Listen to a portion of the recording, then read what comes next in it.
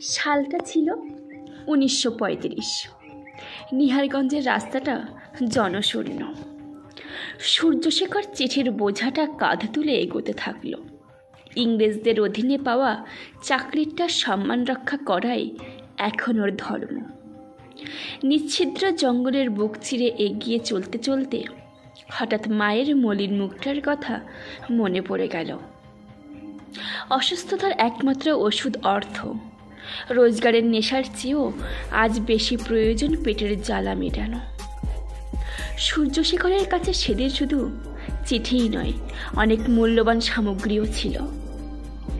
ডাক ব্যবস্থায় ছিল মানুষের একমাত্র ভরসা, আর রানাররা সেই দায়িত্বকে নিজের জীবনের চেয়েও অধিক গুরুত্বপূর্ণ বলে মনে করত। আজ আমায় তাড়াতাড়ি পা চালাতে হবে। জঙ্গলের এই প্রতিকূলতাকে কাটিয়ে এগিয়ে যেতেই হবে। নিহারগঞ্জের ঘন জঙ্গলের আস্তরণটা ধীরে ধীরে ঢেকে ফেলতে থাকে ওকে। এই জঙ্গলটি কুখ্যাত ছিনতাইকারীদের আড্ডাখানায় পরিণত হয়েছিল। ইংরেজদের চোখে ফাঁকি দিয়ে লুঠরাজ চালানোর উল্লেখযোগ্য ঠিকানা ছিল এটি। কোনো মানুষই এই পথ ধরে এগোতে চাইতো না, কিন্তু শহরের দিকে যেতে এটিই ছিল শর্টকাটে যাওয়ার রাস্তা। সূর্যশেখর প্রাণের ঝুঁকি নিয়েও এই পথ ধরতেই বাধ্য হলো।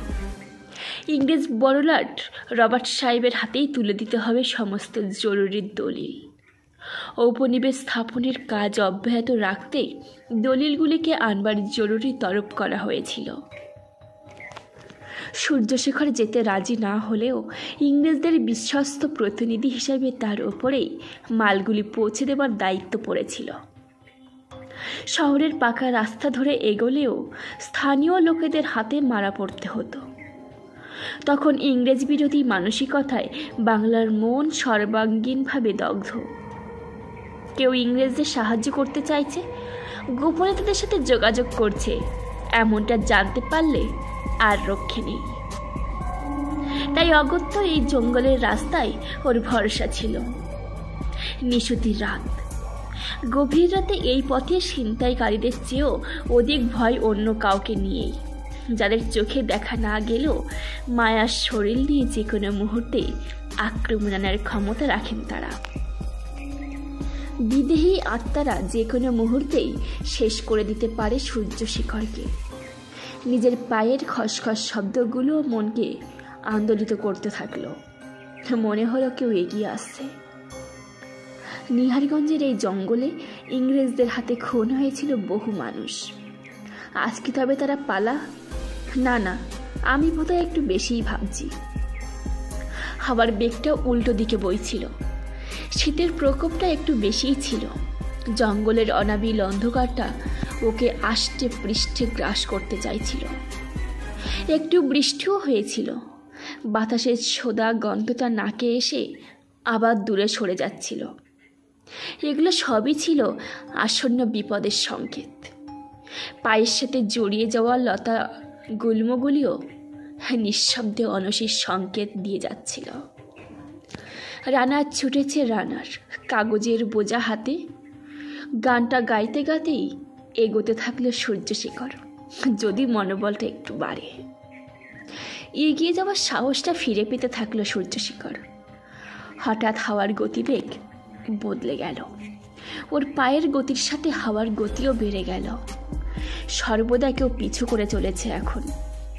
দেখা না গেলেও এগিয়ে আসছে নতুন উদ্বেগ নিয়ে। এরকম মনে হচ্ছে কেন? এত গভীর জঙ্গলের মধ্যে কার উপস্থিতি? পাতার খসখস শব্দটা এখন শুধু নিজের পায়ের নয়, আরও কেউ আছে যে তাকে লক্ষ্য করে এগিয়ে আসতে চাইছিল। কাছে, খুব কাছে, আরও কাছে। উপস্থিতির উদ্রেক ভাবিয়ে তুলল তাকে। সূর্যশেখর চোখটা ঘোরাতেই দেখতে পেল কিছু কালো ছায়া তাকে বেষ্টন করে রয়েছে। চোখের পলক পড়তেই আবার উধাও হয়ে গেল। সূর্যশেখর নিশ্চিন্ত হয়ে গেল। একজন নয়, বেশ কয়েকজন রয়েছে। এদের কি তবে স্থানীয় লোকজন নাকি ছিনতাইকারীদের দল? আমার উদ্দেশ্যের কথা তবে কি তারা জানে? সেই জন্যই কি একা পেয়ে এই আক্রমণের কৌশল বানিয়েছে তারা? না, এগোতে যে হবেই। সূর্যশেখরের কাছে তখন প্রতিটি মুহূর্ত প্রশ্ন ছুড়ে দিতে চাইছিল। আবির্ভাব ঘটেছিল অলৌকিক কোনো সত্যের, যার সন্ধান সেই মুহূর্তে সম্ভব ছিল না। তবুও পা থামানো যাবে না। নিশীথের আত্মা সেদিন অনেক কিছু বলে যেতে চাইছিল। এক নিমেষে সব আশার আলো নিভে আসছিল। প্রতীক্ষার সময়টুকুও ছিল না, পরাজয় অথবা মৃত্যু। ঝোপের মধ্যে থেকে পায়ের শব্দগুলো আরো জোরালো হতে লাগলো। এগিয়ে যেতেই হবে, নিশ্চিন্ত কেউ আছে। কে আছে? আপনারা সামনে আসুন। এভাবে আপনারা আমায় ভয় দেখাতে পারবেন না। মাথায় বিন্দু বিন্দু ঘাম জমতে থাকলো। শরীরের শিরা উপশিরা বেয়ে শীতল রক্তের স্রোত নামতে লাগলো।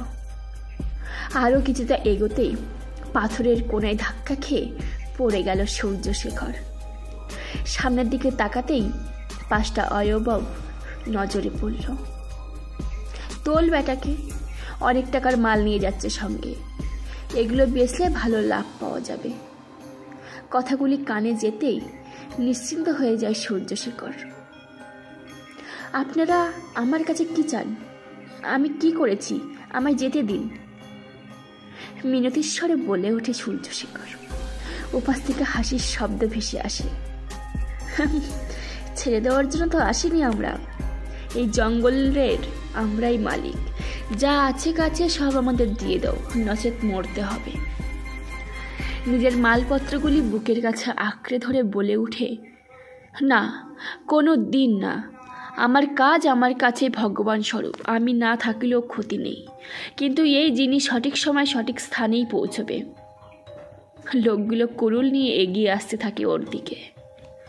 কুড়ুলের পিছনের লোহার অংশটা দিয়ে ওর থুতনিতে সজোরে আঘাত করতেই ঝরঝর করে রক্ত ঝরতে লাগলো। চোয়ালটা ফেটে চৌচির হয়ে গেছে।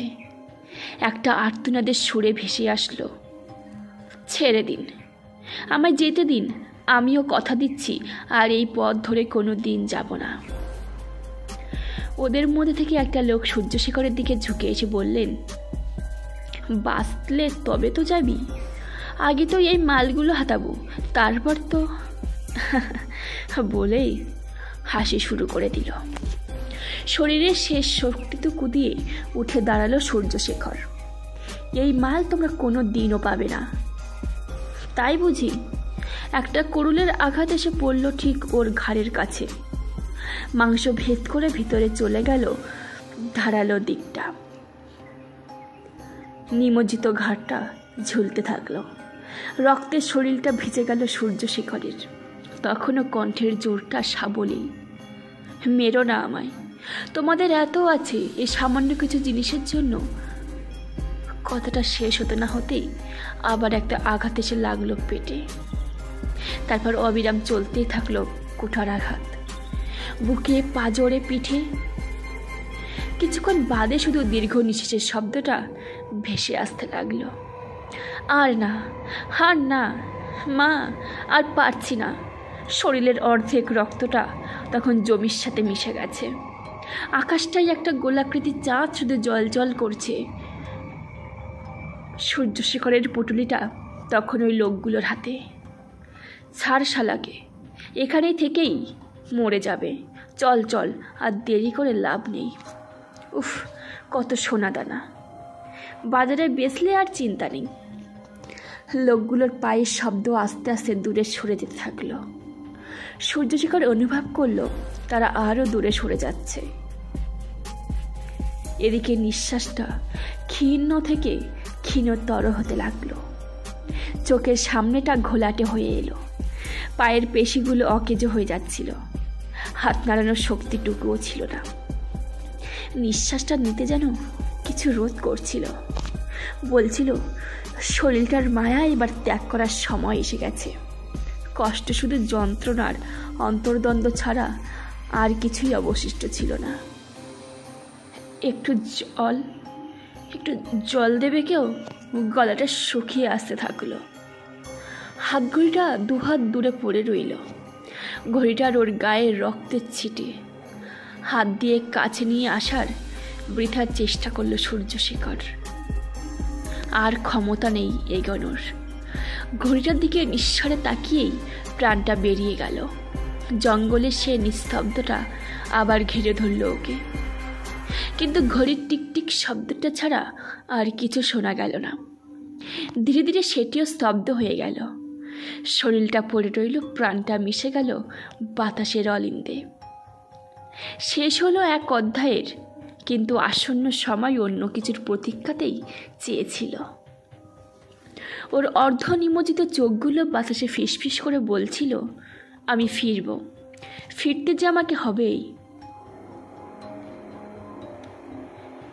রবার্ট সাহেবের দপ্তরের জরুরি তরফ পৌঁছালো। ডকুমেন্টসগুলো কোথায়? সূর্যশেখরের তো এতক্ষণে এসে পড়ার কথা। ভোরবেলাতেই দপ্তরে পৌঁছে কাগজপত্রগুলো দেবার কথা ছিল, তবুও সূর্যশেখরের কোনো খোঁজ নেই। রবার্ট সাহেব এক প্রকার বাধ্য হয়েই পেয়াদা পাঠালেন। নিহারগঞ্জের জঙ্গল ছিল আতঙ্কের অভিসার। ওই জঙ্গলে পদার্পণ করা ছিল মৃত্যুকে আহ্বান জানানো। ইংরেজ পেয়াদারা দলে দলে জঙ্গলের চারিদিকটা তল্লাশি চালালো। অদ্ভুত বিষয় ছিল, সূর্যশেখরের দেহটা কোথাও পাওয়া গেল না, না মিলল তার কোনো অস্তিত্ব। ইংরেজ পেয়াদারা ফিরে যাওয়ার পরে আরও অবাক হলেন। রবার্ট সাহেবের হাতে কিছু চিঠি। খামগুলোকে মুড়ে পাশে রাখছিলেন তিনি। Sir, we are very sorry, সূর্যশেখরের কোনো চিহ্ন নেই। গোটা জঙ্গল তল্লাশি করার পরেও কোথাও থেকে খুঁজে পাওয়া যায়নি। বড়রা ঠেসে উঠলেন, আরে বাবা, সে কি মারা গেছে নাকি? আমি তোমাদের বলেছিলাম যে জঙ্গলের মধ্যে পথ হারিয়ে কোথাও আটকে পড়েছে কিনা দেখার জন্য, কিন্তু তোমরা এমনভাবে বিষয়টি উপস্থাপিত করছো যেন মনে হচ্ছে সে আর জীবিতই নেই। পিয়াদারা একে অপরের মুখের দিকে চোখ চাওয়াচাই করতে লাগলেন। বড়রাট আবার মন দিলেন চিঠিগুলির দিকে। পিয়াদাদের মধ্যে একজন এগিয়ে এসে একটা হাত ঘড়ি বড়রাটের টেবিলের উপর রেখে বললেন, জঙ্গলের মধ্যে একটা জায়গায় শুধু এটা পড়ে থাকতে দেখেছি, তাই সঙ্গে করে নিয়ে এলাম। জিনিসটা সত্যিই অদ্ভুত। যতদূর মনে হয় কারুর তাজা রক্ত এখনো ঘড়ির গায়ে লেগে রয়েছে। বড়রাট এতক্ষণ নিজের কাজেই ব্যস্ত ছিলেন। পিয়াদা উইলকিনসনের মুখে এই কথাটি শোনা মাত্রই তার চোখ গেল ওই হাত ঘড়ির দিকে। হাতে তুলে নিয়ে দেখতে দেখতে বললেন, Niyarganj is a very strange forest. ওখানে খুন, ডাকাতি, জখম এসব লেগেই থাকে। হয়তো কাউকে নৃশংসভাবে খুন করা হয়েছে, এটি তারই পরিণতি। সেই কারণেই তার হাতঘড়িটা জঙ্গলের মধ্যে উচ্ছিষ্ট অবস্থায় পড়ে রয়েছে। Did you identified the person? Wilkinson তার প্রত্যুত্তরে বললেন, sorry sir, this was the only proof that you had found so far. No body was there. You are afraid of that. আমাদের কোনো লোককেই কি তবে নাকি? রবার্ট সাহেব বললেন, ডোন্ট ওয়ারি, তোমরা যেটা ভাবছো তেমন কিছুই হয়নি। আমাদের কোনো লোকের সাথে কিছু হয়নি। এই দেখো, সূর্যশেখরের চিঠিগুলো আমার টেবিলে। কিছু জরুরি কাজ আছে বলে সে চলে গেছে। একটি কাগজে সে বিষয়ে লিখে রেখেও গেছে। ও আমার অনেক দিনের বিশ্বস্ত লোক, ফলে আমাদের কোনো বিপদে পড়তে হয় এমন পরিস্থিতি সে কোনো দিনই আসতে দেবে না। অন্য সময় প্রতিদিন কাজগুলো করে দেওয়ার পরে আমার থেকেই টাকা নিয়ে যেত, কিন্তু আজ বোধহয় কোনো জরুরি কাজ পড়ে গেছে। তবে অসুবিধা নেই, ওর গ্রামের বাড়ির ঠিকানা আমার কাছে রয়েছে। আমি ওর বৃদ্ধ মাকে আজকের মধ্যেই টাকা পাঠিয়ে দেওয়ার চেষ্টা করব। সেই বিষয়ে ও চিঠিতে উল্লেখ করে দিয়ে গেছে। উইলকিনসন বিষয়টা বুঝলেন, তবুও কোথাও যেন একটা সন্দেহ থেকেই গেল। রবার্ট সাহেব কিছুক্ষণ বাদে একটি জরুরি কাজে চলে গেলেন। উইলকিনসনকে সূর্যশেখরের বাড়িতে টাকাটা পাঠিয়ে দেওয়ার কথা বলে গেলেন। ঠিক করলেন সূর্যশেখরের হাতের লেখার সাথে তার পূর্ববর্তী কোনো লেখার মিল আছে কিনা তা খতিয়ে দেখবেন। সাহেব হলেও উইলকিনসন অলৌকিক কিছু জিনিসে বিশ্বাস করতেন। ওনার বরাবরই মনে হচ্ছিল এই ঘড়িটি সে পূর্বে কোথাও দেখেছে। অনেকক্ষণ ধরে চিন্তা করার পরে হঠাৎ মনে পড়ল ফাইলে রাখা সূর্যশেখরের ছবিটা খুঁটিয়ে দেখবার কথা। ছবিটা দেখা মাত্রই চমকে উঠলেন তিনি। হুবহু সেই একই হাত ঘড়ি। উইলকিনসন প্রচণ্ড ভয় পেয়ে গেলেন। তার মানে সূর্যশেখর আর জীবিত নেই, অথচ চিঠিগুলো দপ্তরে পৌঁছে দিল কে? আশেপাশে যারা ছিলেন তাদের কাছে খোঁজখবর নিয়ে তিনি দেখলেন চিঠিগুলি সকালবেলায় দপ্তরে পৌঁছে দেওয়া হয়েছিল। ওরা কাউকে দপ্তরে প্রবেশ করতে দেখেনি। চিঠিগুলি নাকি বড়লাটের টেবিলের ওপরে কিছু কাগজের নিচে চাপা পড়েছিল। অন্যমনস্ক থাকায় তিনি লক্ষ্য করেননি। কিন্তু এ বিষয়ে সকলেই নিশ্চিন্ত ছিলেন যে সূর্যশেখর সেদিন আসেনি। রহস্য আরও ঘনীভূত হতে শুরু করল।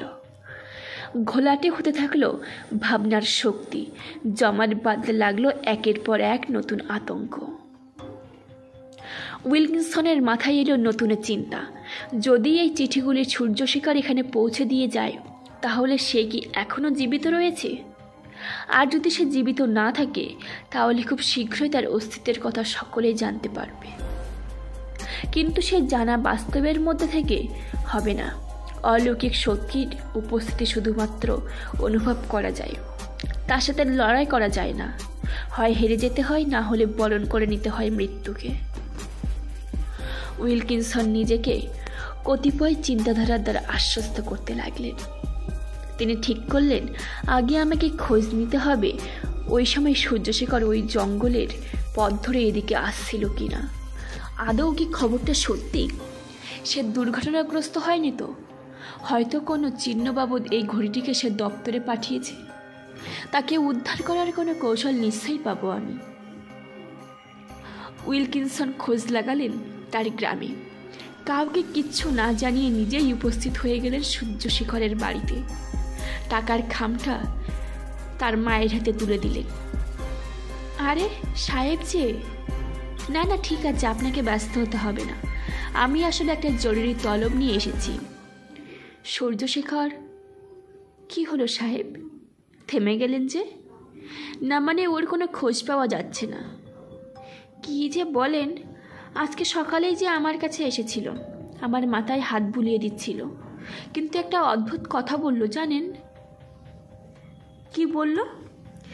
এরকমভাবে কথা বলতে তাকে আগে কখনো দেখিনি। ওর দু চোখের দৃষ্টি ছিল একেবারে স্থির, শান্ত নদীর মতো, পলক পড়ছিল না। আমাকে বলল সাবধানে থাকতে। এখন কদিন আসতে পারবে না, কিছু জরুরি কাজ পড়েছে, সব কিছু মিটিয়ে তারপর আসবে। সকালবেলা আপনার কাছে এসেছিল? এসেছিল কি সাহেব, প্রায় ঘন্টাখানেক আমার সাথে বসে কথাও বলে গেছে। How that's possible?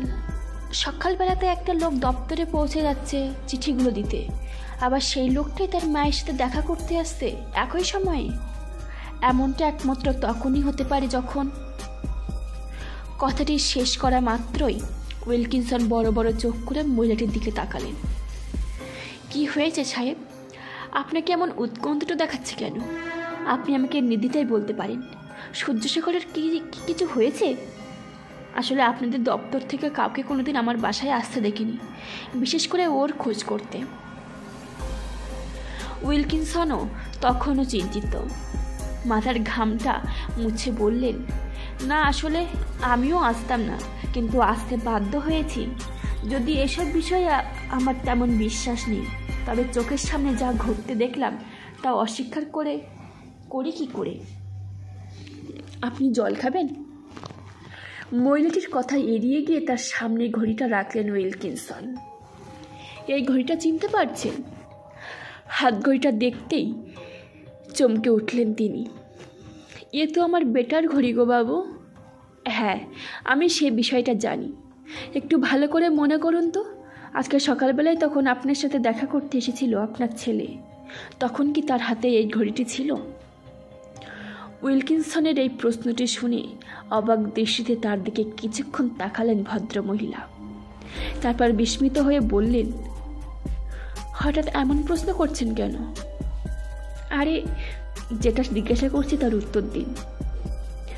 মহিলাটি বেশ কিছুক্ষণ দরজার দিকে চেয়ে থাকলেন, তারপর বললেন, আজকে সকালবেলা এই দরজা দিয়েই তাকে আসতে দেখেছি। আপনি এখন বললেন বলেই মনে পড়ল, যতদূর মনে আছে গতকাল রাতে খুব ঝড় বৃষ্টি হয়েছিল। আমি দরজায় খিল টেনে ঘুমিয়ে পড়েছিলাম। কাল রাত থেকে শরীরটা খুব দুর্বল। আজকে ভোরের দিকে দুবার ওর গলা করে কেউ আমায় বলল, মা মা বলে ডাকতেই আমি চোখ খুললাম। দেখলাম সে এসে দাঁড়িয়েছে আমার সামনে। বন্ধ দরজা ভেদ করে সে ভেতরে ঢুকলো কিভাবে আমি জানি না। যতদূর মনে পড়ছে এই ঘড়িটি তার হাতে ছিল না। ওকে বড্ড বিধ্বস্ত লাগছিল জানেন। জামা কাপড়ে কাদামাটি লেগেছিল। আমি চোখে তেমন ভালো দেখতে পাই না সাহেব। যতদূর সম্ভব মনে হলো তার ওপর দিয়ে কোনো ঝড় বয়ে গিয়েছিল, কিন্তু সে তবুও আমাকে একবারটি দেখতে এসেছিল। আমি ভেবেছিলাম হয়তো প্রতিবারের মতোই নিজের কাজ গুছিয়ে আমার কাছে এসেছে টাকা পয়সাগুলো দিতে, কিন্তু এখন আমার টনক নড়ল।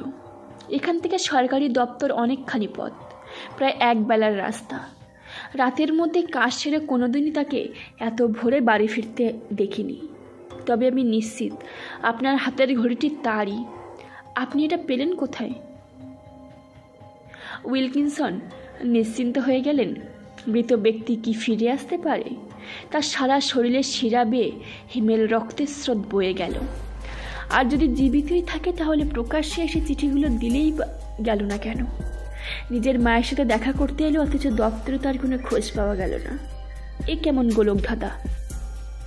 আরেকবার ভাবলেন, তবুও তো ঘড়ির উপরে লেগে থাকা রক্তগুলো আমি পরিষ্কার করে নিয়েছি, সেগুলো কারো চোখে পড়তে দিইনি।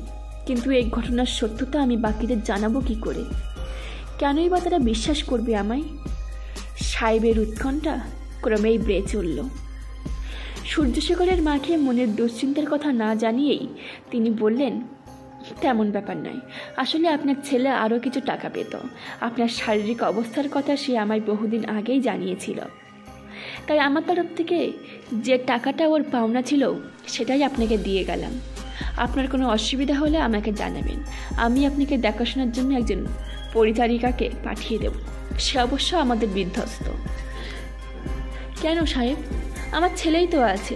এতদিন সে তো আমাকে দেখাশোনা করে এসেছে। সবটা পরিষ্কার হয়ে যাওয়ার পরেও উইলকিনসন না জানার ভান করে বললেন, আসলে দপ্তরের কাজে তাকে কিছুদিনের জন্য শহরে পাঠানোর চিন্তাভাবনা করেছেন আমাদের বড়লাট। বেশ কিছুদিনের জন্য হয়তো সে আপনার কাছে আসতে পারবে না, তাই কোম্পানির তরফে এই বন্দোবস্ত আর কি। কথাটি শেষ করে উইলকিনসন যাওয়ার তাড়া দেখালেন। যাওয়ার সময় ঘরের চারপাশটা একবার ভালো করে দেখে নিলেন। মনে হচ্ছিল অন্ধকারের মধ্যে থেকেই কেউ যেন তাকে প্রত্যক্ষ করছিল, শুনছিল তার প্রতিটি কথা। দরজাটা ভেজিয়ে দিয়ে গাড়িতে উঠে পড়লেন তিনি। দপ্তরের উদ্দেশ্যে রওনা দিলেন। তার মন বলছিল এরপর নিশ্চিত কোনো অঘটন ঘটতে চলেছে। হাতে রাখা সূর্যশেখরের ঘড়িটি বন্ধ হয়ে পড়েছিল ঠিক রাত 3টের সময়। ওই ঘড়িটি একমাত্র প্রমাণ হিসেবে রেখে গেছিল সে। তার মৃত্যু যে কোনো স্বাভাবিক মৃত্যু ছিল না, এই বিষয়টির প্রমাণ ছিল ঘড়িতে লেগে থাকা রক্তের ছিটেগুলি। ঘড়িটি হাতের মুঠোয় শক্ত করে চেপে ধরে আসন্ন বিপদের পায়ের শব্দ শুনতে পাচ্ছিলেন উইলকিনসন। সূর্যশেখর মৃত নাকি জীবিত, এটি তার কাছে মস্ত বড় প্রশ্ন চিহ্ন হয়ে ধরা দিচ্ছিল।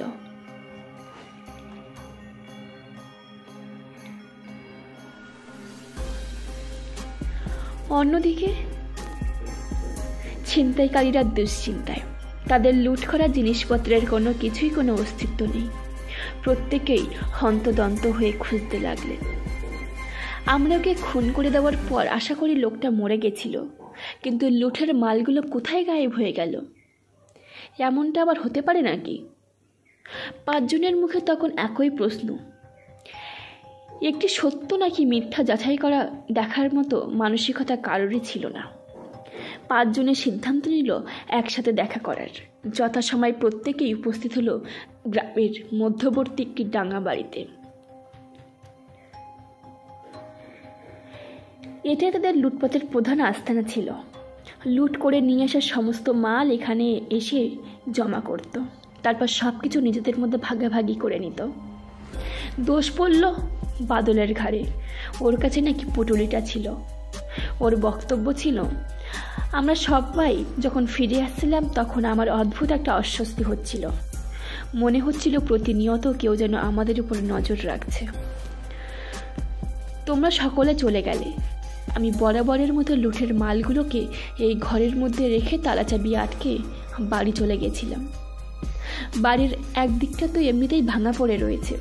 আমরা যে ঘরটাতে মালপত্র লুকিয়ে রাখি তার হদিশ আজ পর্যন্ত কেউ পায়নি। চাবি শুধুমাত্র আমার কাছেই থাকে, আর একটা চাবি থাকে শ্যামলদার কাছে। আমি যদি কোনো কারণে অসুবিধার মধ্যে পড়ি, একমাত্র শ্যামলদা এসেই সব কিছু দেখাশোনা করে আবার চলে যায়। আমরা দুজন ছাড়া আর কারোর কাছেই চাবি নেই। গতকাল রাতে আমি তালা দিয়ে বাড়ি চলে গেছিলাম। আজকে সকালে এসেই দেখলাম দরজাটা ভিতর থেকে আলগাভাবে ভেজানো রয়েছে। আমি ভেবেছি হয়তো শ্যামলদা এসেছে। দরজা খুলে ঢুকলাম, দেখলাম চারিদিক যেন কেমন অগোছালো। আমি বিষয়টা তেমনভাবে গুরুত্ব না দিয়ে লুকিয়ে রাখা মালটা দেখবার জন্য এগিয়ে গেলাম। দেখলাম মালটা নেই, হাপিস হয়ে গেছে। তুমি কি কিছু জানো শ্যামলদা? বাদলের কথাগুলো শুনে ওরা সবাই চমকে উঠল। শ্যামল বলল, না ভাই, আমি কি করে জানবো? আমি তো অনেক আগেই বাড়ি চলে গেছিলাম। তোর উপরে দায়িত্ব ছিল লুটের মালগুলো ঠিক জায়গায় রাখার। তুই মিথ্যে কথা বলছিস না তো বাদল? বাদল একটু ভয় পেয়ে গেল। শ্যামলের দিকে কিছুটা এগিয়ে এসে বলল, আমার উপর বৃথা সন্দেহ করে লাভ নেই দাদা। এতদিন ধরে পুরো বিষয়টা তুমি আর আমি সামলেছি। আমাদের 5 জনের মধ্যে যথেষ্ট সক্ষতা রয়েছে। আমরা কোনোদিন একে অপরের পিঠে ছুরি মারব না। এই দুশ্চিন্তার মেঘ সবার মনে জড়ো হতে লাগলো। কুয়াশার মতো আচ্ছন্ন করতে লাগলো ওদের শরীর, ওদের মনকে। 3টে দিন এইভাবেই কেটে গেল। একদিন রাতে বাদল নিজের ঘরে বসে নেশা করছিল। ঘড়িতে তখন ঠিক রাত 3টে। বউয়ের হাজার বারণ সত্ত্বেও নেশা করার অভ্যাসটা সে ত্যাগ করতে পারেনি। গ্লাসের শেষ ঢোকটা গিলে মাথায় নোয়াতেই দরজায় ঠক ঠক শব্দটা নেশার ঘোরটাকে কিছুটা হলেও কাটিয়ে দিল। ধুর শালা, এত রাতে আবার কে? চোরের ঘরেও আবার চুরি করতে আসে লোকে? আজব মাইরি। বিরক্তির সাথেই দরজাটা ধীরে ধীরে খুলে দিল বাদল। একটা হিমেল হাওয়ার স্পর্শ এসে লাগলো ওর গায়ে। অন্ধকারের মধ্যে কিছু দেখাও যায় না। আরে কে রে? এত রাতে মশকরা হচ্ছে? দরজাটা হাত দিয়ে ভেজিয়ে বাইরে বেরিয়ে আসতেই বাড়ির চাতালের উপর একটি খাম পড়ে থাকতে দেখল বাদল। হাত দিয়ে কুড়িয়ে খাম থেকে কাগজটা বার করল। বাবারে বাবা, জন্মে এমন মশকরা দেখিনি বাবু।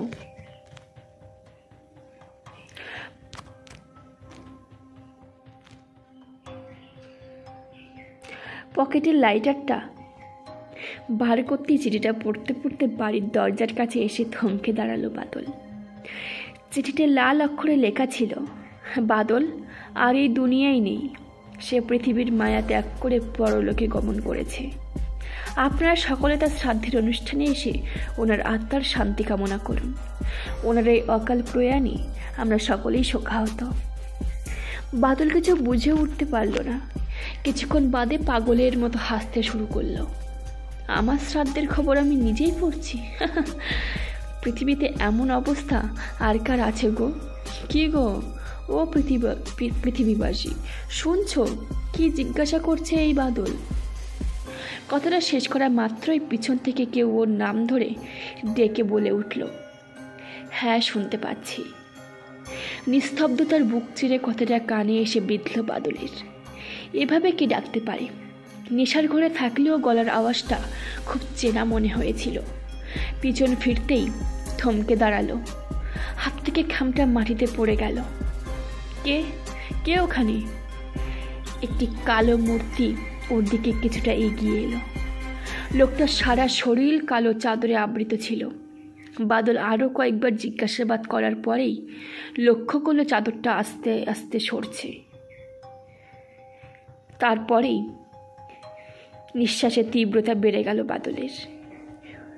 মুখটা স্পষ্ট হচ্ছে ক্রমশ।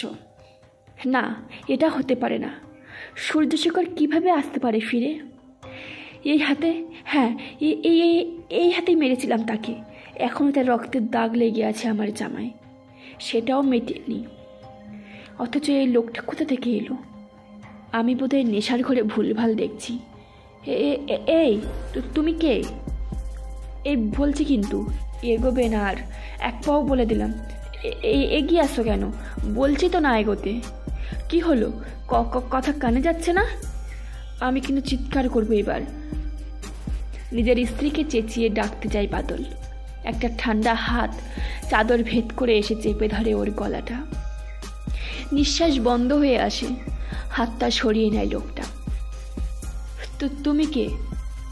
আমি কে? চাদরের তলা থেকে বেরিয়ে আসে একটা রক্ত মাখা কুরুল। মৃত্যুকে কাছ থেকে দেখছিস কোনোদিন বাদল? না, নেই। তাহলে দেখ এবার। কুরুলটা মাথার মাঝ বরাবর বসিয়ে দেয় সেই চাদরে ঢাকা শরীরটি, দু আধখানা করে দেয়, আর ওর শরীর থেকে রক্তে ভেসে যেতে দেখে চাতালটা। সকালে বাদলের স্ত্রী ওর শরীরটা পড়ে থাকতে দেখে বাড়ির চাতালে অজ্ঞান হয়ে যায়। গ্রামের লোকেরা আবিষ্কার করে এই চিঠি, যেখানে বাদলের শ্রাদ্ধ শান্তির খবর আগে থেকেই ছাপার অক্ষরে লেখা ছিল। সবাই হতভম্ব হয়ে যায়। সাহেবদের দপ্তরে খবর পৌঁছায়। উইলকিনসনও আরও কিছু ইংরেজ সাহেব বিষয়টি তদন্ত করে দেখার জন্য বাদলের বাড়িতে এসে উপস্থিত হন। গ্রামের লোকেরা প্রমাণ হিসেবে শুধু চিঠিটি উইলকিনসনের হাতে তুলে দেয়। চিঠিটার সর্বশেষ অক্ষরটাই উইলকিনসনকে তার পূর্ব সংকেতের কথা পুনরায় মনে করিয়ে দেয়। চিঠির শেষ অক্ষরটা ছিল ইতি স। গ্রামের কেউ এই স অক্ষরটির সত্যতা বিচার করতে পারে না। ধীরে ধীরে বিভৎসতা গ্রামের প্রতিটি মনকে গ্রাস করতে শুরু করে। উইলকিনসন ওই চিঠিটি নিজের কাছে সযত্নে রেখে দেন। বাদলের হাতের ঘড়িটার সময়টাও ছিল রাত 3টে। ওই সময়ে ঘড়িটা বন্ধ হয়ে গেছিল। বাদলের হাত থেকে ঘড়িটা নিয়ে ভালো করে লক্ষ্য করতে থাকেন তিনি। হুবহু একই সময়ে বন্ধ হয়েছে এটিও। এ কি অদ্ভুত সামঞ্জস্যতা! সব কিছু ওলট পালট। গ্রামের সকলকে সাবধান হওয়ার নির্দেশ দেওয়া হয়। অনেকের ঘরে তল্লাশি চালানো হয়, এমনকি বাদলের বন্ধুদের ভিটেতেও, কিন্তু কেউ নিজের প্রাণ বাঁচাতে মুখ খোলেনি। উইলকিনসনের সন্দেহের বীজটা আরও গভীর থেকে গভীরতর হতে থাকে। জন্ম নিতে থাকে এক এক নতুন আতঙ্ক। এক অলৌকিক বিষণ্ণতায় চাপা পড়ে যায় সব কিছু। এই আশঙ্কায় গ্রামের বাকিরা চিন্তিত হয়ে পড়েছিলেন। চিন্তা গ্রাস করতে পারেনি শুধুমাত্র বাদলের বাকি সাকরেতদের। তারা তখনও ভাবছিল যা হয় মঙ্গলের জন্যই। তবে এই অমঙ্গল যে শুধু তাদের জন্য এসেছিল, এর হদিশ পাওয়া গেল 2 দিনের মধ্যেই। শ্যামল নিজের ঘরে চুপ করে বসে দেওয়াল ঘড়িটার দিকে তাকিয়েছিল। বাড়িটায় সে একাই থাকে। চুরির মনোবৃত্তি সংসারে মন বসাতে দেয়নি তাকে। নিজে থেকেই বেরিয়ে পড়ে অন্য কিছু ভাববার অবকাশই ছিল না। ঘড়ির কাঁটাটা 2টো পেরোতেই চোখটা লেগে এসেছিল। শান্ত পরিবেশে আবার দরজায় কড়া নাড়ার শব্দ। বাদলের সাথে ঠিক কী ঘটেছিল তার সম্পূর্ণ বয়ান সে পায়নি। তবে তার স্ত্রী এটুকু বলতে পেরেছিলেন যে কেউ একজন গভীর রাতে বাদলকে ডেকেছিল। বাইরে এত বড় একটি দুর্ঘটনা ঘটা সত্ত্বেও তার কোনো রেশ ঘরের ভিতরে পৌঁছায়নি, যেন কেউ অলক্ষ্যে থেকে এই কাজগুলো করছিল। কাউকে টের না পেতেই দেওয়ার জন্যই এসব ভাবতেই ঘুমটা হঠাৎ ভেঙে গেল ওর। আর সাথে সাথেই খটখট আওয়াজটা শুরু হতে লাগলো দরজায়। ঘড়ির দিকে চোখ যেতেই দেখলো 3:05। এই সময় আবার কে? এগিয়ে গিয়ে দরজা খুলতেই সে দেখলো একখানা চিঠি পড়ে আছে। তাতে ঠিক একইভাবেই তার মৃত্যু সংবাদের কথা লেখা ছিল। এটা মনে হয় কেউ মশকরা করছে।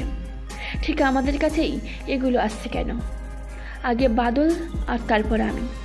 চিঠির নিচে লেখা স অক্ষরটি অন্ধকারের মধ্যে জল করছিল।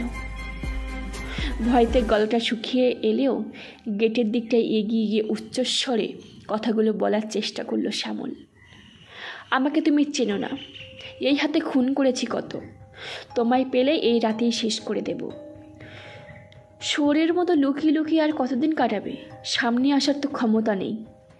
বাদলকে নিরীহ পেয়ে, নেশাগ্রস্ত পেয়ে খুন করেছ, ভাবছো সকলের সাথেই তাই করা যাবে। হারামজাদা শালা, কত দম দেখি, আয় সামনে।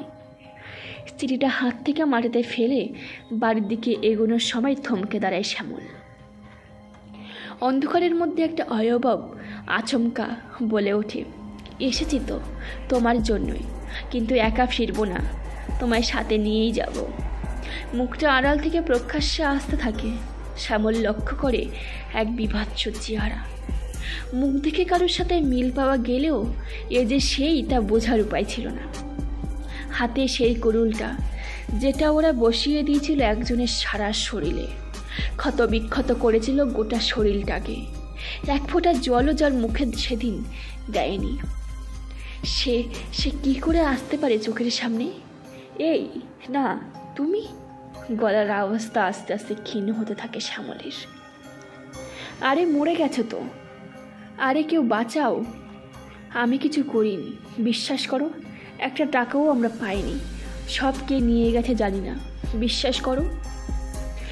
বাতাসের আওয়াজটা ভেসে আসতে থাকে ক্রমাগত। ঘরে ঘরে একটা গলা অন্ধকারের মায়া ভেদ করে খুব কাছে পৌঁছায় শ্যামলের। চিনতে পারছো? কি ভেবেছিলে? ওই টাকাগুলো বলেছিলাম কাউকে পেতে দেবো না। মৃত্যুর পরেও কথা কিন্তু রেখেছি, ওগুলো সঠিক স্থানেই পৌঁছে দিয়েছি। অথচ দেখো, তোমরা কারণেই একটা মানুষকে শেষ করলে। লোভ লোভ, কিন্তু কতদিন? এই প্রাণটা না থাকলে লোভটা কতদিন জিয়ে রাখবে বলো? নাও, তোমার শ্রাদ্ধের ব্যবস্থাটা আমিই করে দেব। গ্রামের সকলকে ডাকবো, তোমার আত্মা শান্তি পাবে তো? কি গো, দেখো আমি কিন্তু শান্তি পাইনি, তুমি কি পাবে শান্তি? নিঃশ্বাসের শব্দটা জোরে জোরে পড়তে থাকে শ্যামলের। চোখগুলো স্থির হয়ে যায় ওই অন্ধকারে। একটা কুড়ুল সজোরে আঘাত করে মাথার ঠিক মাঝখানে। শরীরটা বসে পড়ে মাটিতে। কুড়ুলের লোহার অংশটা মাথায় লাগতে ঝরঝর করে রক্ত ঝরতে থাকে। তারপর এলোপাথারি আক্রমণ শুরু হয়। আর পারছি না, আর মেরো না, ক্ষমা করো। শেষ আঘাতটা পড়ে ঠিক বুকের বাঁ দিকটায়। সব শেষ, নেতিয়ে পড়ে শরীরটা। ভোরের আলো ফোটে, গ্রামবাসীদের ভিড় জমা হয়।